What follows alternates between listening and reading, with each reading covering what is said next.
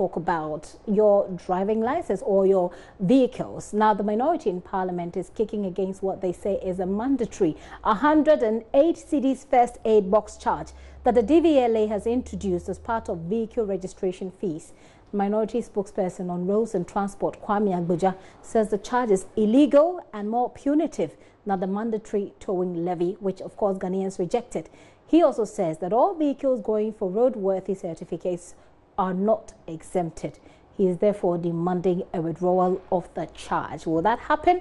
The Member of Parliament for Adaklu, Kwame Agboja, now joins me on the line for some more. Hello, sir. Thank you very much for your time here on The Pulse. Good afternoon, and good afternoon to your cherished listeners. Right. Is this, as a Member of Parliament, is this an addition you were aware of previously? Did you know before it was added? No. We got wind of the possibility of charging this last week, but Parliament is obviously on recess, so we were hoping to do some consultation. So since yesterday, we've been getting reports of people being charged this additional fee. Look, motorists are going through a lot of challenges currently. Those of you who are in the media are aware that cost of vehicle spare parts have gone up, fuel cost has gone up, and drivers, commercial drivers particularly, are not being allowed to even increase fees.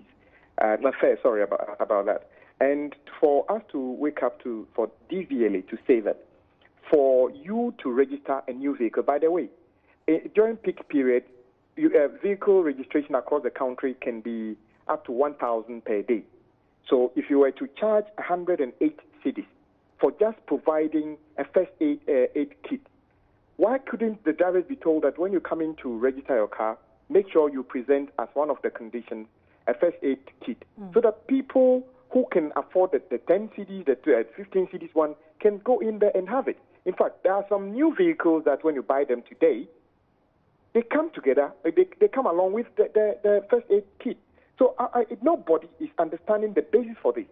DVLA, and I'm saying this on quite strongly, DVLA is beginning to operate outside of the mandate of which they've been established. They are not an autonomous body within this country. You remember recently the Vice President launched a driving license, a new driving license. Right. DVLA is refusing to issue the licenses to people because the Parliament Select Committee on Road and Transport insists, together with the ministry, that the new licenses must be issued on the old fare. They shouldn't charge any extra. Because of that, they have refused to issue those licenses to anybody. So though the Vice President launched this, DVLA is still going ahead, issuing the old version of the licenses, which is not even known to many of the people in the public. If you say you want to put first aid kit in the vehicles that we have, so you are talking about safety of the vehicle. So I have a vehicle that has got a safety first aid kit in the car. Why do I have to pay you this? DVLA is doing this just as a way of fundraising or just increasing their revenue. And that is why I think it's wrong. Imagine that Ghanaian drivers were being asked those days the proposal was to pay 40 cedis in terms of some vehicles for compulsory towing. It was also about safety. Okay, so let's come back to the substantive issue that we're dealing with today. 108 cedis, you say, added to how much the DVLA is collecting from drivers who are renewing the roadworthy document, etc. You're demanding that they remove that component from the charges. Yes, what we are saying is that we want a cessation of the additional fee immediately, while stakeholders dialogue to find out why the justification of this. Right. Is it not doing too little, too late, a bit too late, already people have gone there and registered? No, there's nothing at stake. What is rather at stake is fleecing, poor drivers. Nothing. The country will not come to a halt if DVLA ceases to take this amount of money from this afternoon for stakeholders to dialogue. That is all we are calling for. Now, you're talking about dialogue. Now, dialogue usually takes some time. Now, drivers whose roadworthy document, for example, have expired, and those who have new vehicles that are on DV plates that want to change These are... So they're going to be arrested by the police. They can be told, when you come in to register a vehicle, bring along a first aid kit. That's all they needed to be told. Okay. Whatever they get it from is none of anybody's business. Why does DVLA want to turn themselves into an enterprise selling every vehicle accessory? That's not what they said. Driver and Vehicle Licensing Authority, not vehicle parts selling or accessories vending point. So they can decide that from tomorrow, when you come in to license your vehicle, you should bring a first aid kit. That will be a compromise for now, whilst we go on and do the dialogue. Right. As to whether DVLA is even supposed to vend those items from their premises. They are not. I can tell you for a fact, there's no reason for DVLA to do that. Drivers are intelligent and capable of buying their first aid kit from anywhere they want to buy, and it's far cheaper. Right. So you suspect that the DVLA is doing business with this, registration or re-registration of document for roadworthy document? Yes. I think they're just using this as another way of generating revenue. I'm not against any government agency raising revenue, but this is just fleecing drivers and must not be tolerated. We are calling. If they fail to hit to our call, we would advise ourselves. This is not one of the things we should talk about and leave it for the poor drivers to go through the additional pain they are already going through now. I think it's a wrong thing, and we are calling on DVLA suspend this levy or this fees immediately. Right. Have you engaged the DVLA directly as a committee or as a representative on the committee? Well, the Parliament is on recess. We're going to be back on Friday, but it's just a one-item issue. We are now trying to do the necessary consultation. But it would suffice to say that whilst we want to do the dialogue, they should suspend the charges. Okay. There's nothing, Ghana will not come to an end if they cease charging these illegal fees this afternoon. They must stop it. And I will even go further by telling drivers, don't pay. And if they decide not to register your car, let the law take its course. You can go to court. I'm urging drivers, go to court and challenge whether they have the right to I doubt that there's very few drivers, if any at all, would like to go through the pain of taking the DVLA to court, because that's going to take... Why not? But that is the laws in this country work. Right. And I'm urging them. It's not only commercial drivers. If I were to be going to... If I had an ability to register a vehicle today, I would have gone there and say, I will not pay. And they should tell me the law that mandates me to buy a first aid kit, which costs 10 cedis and 20 cedis, why I should buy it at 108 cedis. Which part of the law allows them to do that? This is fleecing drivers, and it must cease. And I'm saying that if any driver turns up at DVLA office, whether in Accra, Kumasi, and says they will not pay, they have not broken any law at all, because this is wrong. DVLA must sit up. They are not an autonomous entity in this country. Laws work in this country. They themselves and the boards can't sit down and just be pushing on costs to the motoring public on their own decision. That is wrong. Okay. So you're hoping that once Parliament starts sitting, then you'll be able to look into the matter, you said? Yes, but in the interim, it must be stopped. Drivers can go there with their own. I'm not saying drivers shouldn't have first aid kits. I'm just saying that they can provide that at a cheaper cost to themselves than DVLA turning themselves into a vending point for all those items. Now you're calling for a suspension. What happens if the DVLA doesn't heed? Well, I've already said that we would advise ourselves. But I'm urging drivers, if you go there and you don't have the money, don't pay. What exactly do you mean by we'll advise ourselves? Pardon? What exactly do you mean when you say we'll advise ourselves? Well, we are in consultation. As I'm speaking to you, we are in consultation. We will take the necessary steps within the laws of this country to protect the poor drivers. Very well. Thank you very much, sir, for your time here on The Pulse. I've been speaking to Kwame Agboja. There is a member of the Parliamentary Committee on Transport. They're asking for the suspension of the new charges or the additional charges to the DVLA roadworthy certificate acquisition. We'll see how that goes. But let's tell you about what's happening. the mad rush that usually characterizes New Year registration of vehicles isn't the case in Kumasi, we can report. Yesterday, we brought you a report on how hundreds of vehicle owners thronged the DVLA offices here in Accra just to get their vehicles registered. The situation, as I indicated, is different in Kumasi. Here is a report by Love FM's Prince Apia. I'm currently at the Driver Vehicle Licensing Authority in Kumasi, and I must say that there are a number of vehicles here to register their vehicles. The processes are in two folds. First, the registration, the inspection unit of the DVLA.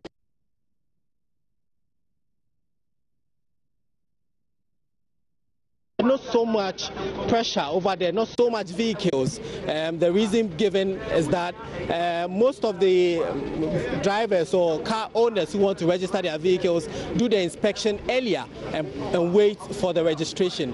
For the registration, they want to get a 2018 tag, so they wait till early this year to do it. Number plate, and which has been very difficult for him. So tell us, how has the process been for you? Well, actually, it's been rough. I think I've been here since yesterday, 9 o'clock in the morning. I came in office, I was advised to go to the veto office for the test. I went there, it was very fast, very successful, and I came back. So I think the custom officers had to check the car, the engine, the chassis number, as well as the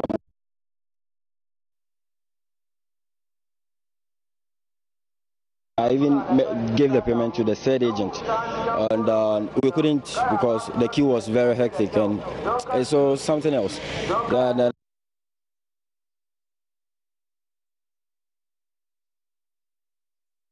Came and I was informed there have been changes again. Aside what we paid, we are actually supposed to add more payment because the DVLA came out with new quotes and all that. We had nothing to do because we want to do it, and that's why we are here. So I have to actually make another payment, a top up to what I paid yesterday. How much did you add up? Yesterday I paid over I think 800 cedis, and today I had to add 200 cedis for a 1.6 engine car. It's something else, but.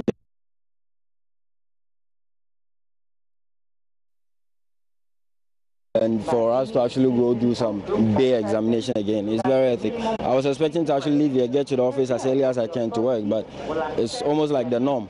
In Ghana, whenever you're going to do anything, you have to spend almost a day or two of your entire time. You exhaust it, waste it, and it's gone like that, and you can't even get the time back again. It's very troublesome. It's not good at all. We are currently at the vehicle inspecting office of the DVLA here in Kumasi, and obviously the place is not so much congested, not so much vehicles are here to inspect their cars. We want to find out why it has been so, because we learned previously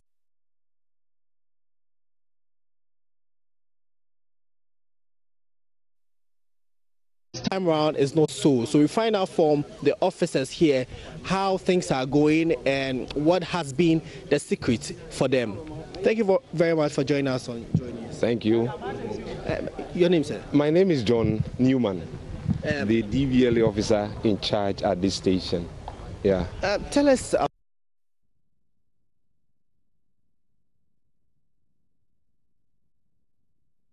Private joint venture with DVLA. So it's Vito and then DVLA.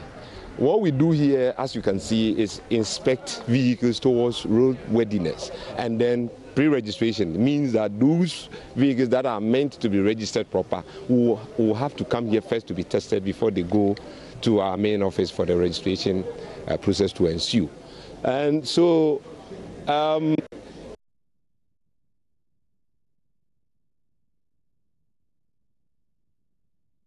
they are coming, except that like 2 years back or last year, where you see a very long queue, this time we've made it such that as soon as they come in, we give them places to park, and as they come in, we ensure that the testing pace becomes faster, and so you wouldn't see a queue or a lot of vehicles.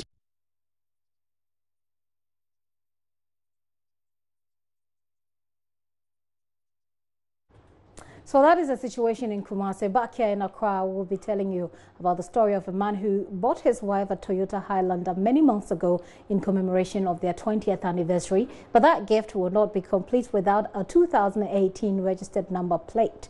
Now, the story of an Ashale-Botwe-based businessman, Bismarck Nanata Accra, caught the eye of our cameras when JoyNews' Maxwell Agbagba caught up with him earlier in the day. Everybody should be by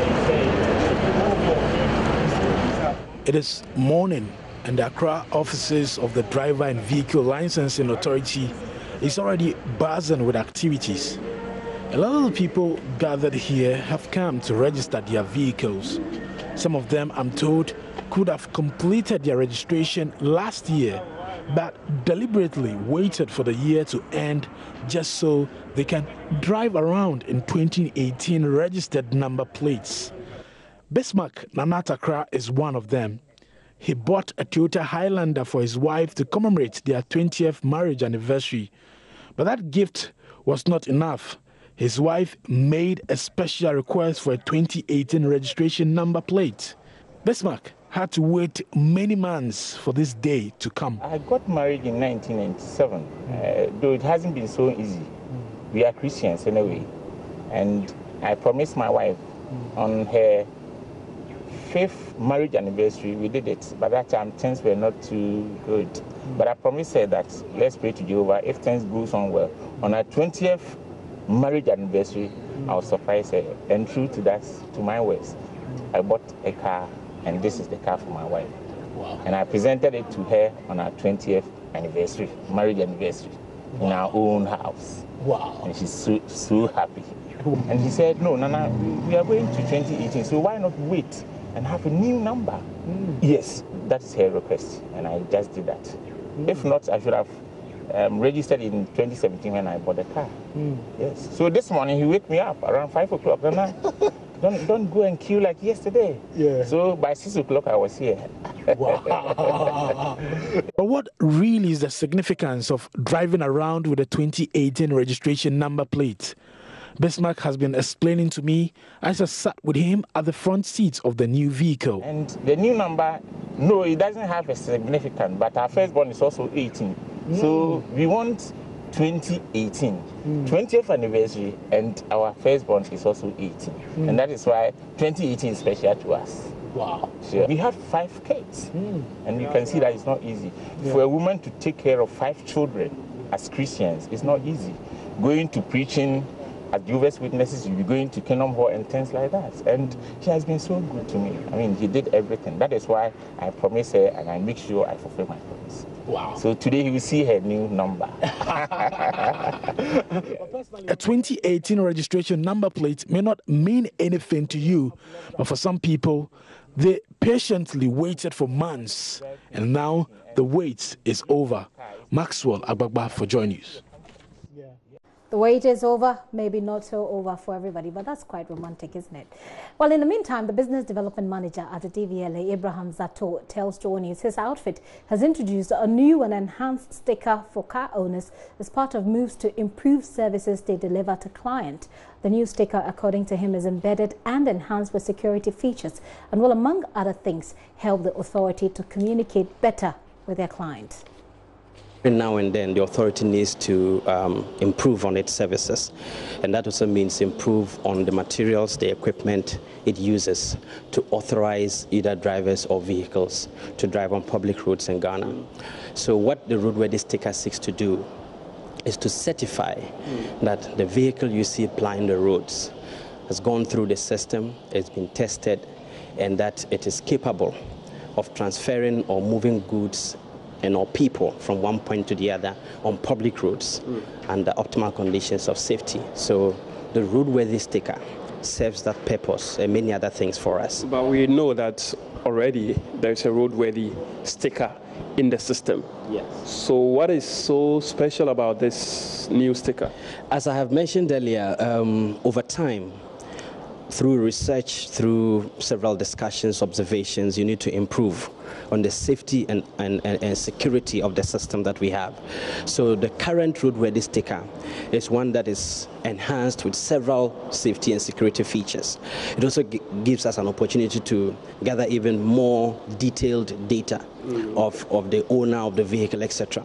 And also helps us communicate better with the vehicle owner. For instance, with the new roadworthy sticker, if we meet you on the road, we scan the roadworthy sticker, the owner of the vehicle gets an instant text message certifying that, yes, this vehicle, the roadworthy is valid or invalid. And even you, the owner of the vehicle, has an opportunity to determine whether or not the roadworthy sticker you've been issued with, is genuine or not genuine. Whether it's genuine or not. So from vehicles to TV license, now let's talk a bit about water. Just a press release that's just coming in from the Ghana Water Company Limited says Accra desalination plant to shut down. In our bid to resolve the challenges with the Accra desalination plant that serves Teshinungwa and surrounding communities, the management of Ghana Water Company Limited has taken a decision to put the plant out of operation beginning 1st January 2018. So this happened about 2 days ago. It says management has, as a result, made alternative arrangements to serve and supply the supply area from the Accra and Tema booster stations. Hence, from the 1st of January 2018, Teshinungwa and surrounding communities served by the desal plant will be served on Wednesdays and on weekends, that's Friday to Sunday, from the alternative sources mentioned above. I was going to go through it all, but I have the spokesperson for the Ghana Water Company Limited, Stanley Mate, on the line. Let's get those details from him. Sir, thank you very much for your time here on The Pulse. Isn't this coming in a bit too late, or have the people already been given the prior notice? Yeah, yes, we have done that. We have notified the community, and so they are aware that this is the situation. But the general public and then the rest of the community may not have heard of it. Also have another chance to know that this is the current situation. So then they may have to be managing their water services properly. So that they wouldn't be found wanting in times when water isn't flowing. Now, what kind of challenges are we looking at with the desalination plant? Okay, the desal plant was constructed at a time when water to Teshin and Nungwa and surrounding communities was a bit difficult. Okay, and so government at the time accepted the challenge that comes with the desal, and so government had a contract for a build, own, operate, and transfer arrangement to be made between the owners and then the Ghana Water Company Limited. Right. So, but for now, since then we've had serious challenges because it's expensive managing a desal plant, not only in Ghana but throughout the world. So the challenge actually is with finances. Now we have a new. Okay, so the challenge is with our ability to pay for those who are managing the desalination. Exactly. So we want a renegotiation, so that the terms will be softer and better for Ghana Water and then Ghanaians. So we'll be able to utilize the plant and utilize. So how far are the people? How far are the people? No, I mean, how long will the people of Teshi, Nungwa, and its environs have to wait for this renegotiation to be concluded? Oh, I don't think it's going to take much time. Maybe we should have a very good outcome latest by the end of this month, and then we'll resume, or based on the outcome of the negotiation, we'll know whether we are still going to continue with the rationing or we are going to give them constant flow as it used to be. Okay. Would you give us the areas that will be affected? The Teshin, the whole of Teshin, the whole of Nungwa, Geda Estate, some parts of Patrona, and the Sprinters Road, Committee 18, 16, Lashibi, Sakumuno areas will all be affected. They're going to get flow, but it will only be on Wednesdays and then on weekends, that's Friday to Sunday. and that will be supplied from the Pong area. So we're going to supply them from the Accra and the Kema booster station. And so that's 3 days. 3 days a week. 3 days in a week. Yeah. Wow. Okay. Well, thank you very much for your time and for that explanation. Stanley Mate speaks for the Ghana Water Company Limited there. So if you live in the areas that he has mentioned, you know that, starting, it seems it already started. You're not going to get water frequently. You're getting water 3 days a week, and that's on Wednesdays and Fridays and then to Sunday. So you have to know how to take care of your water. I'm going to go through the areas again. Teshi, if you live in Teshi, Nungwa, Sakumono, Lashibi, communities 16, 17, and 18. If you live in Adogono, Bachona, Coastal Estates, Greater Estates, Regimanal Estates, all of these on the Spintex Road, do know that you're getting water 3 times a week, henceforth, until perhaps at the end of the month. You're still watching The Pulse with me, Gifty and Opia. I'm going to take a very quick break. When I return, I'll be crossing over to Germany to have a very quick conversation on how it's been about 3 months and a half since the German elections, but they still do not have a government. Please stay with us.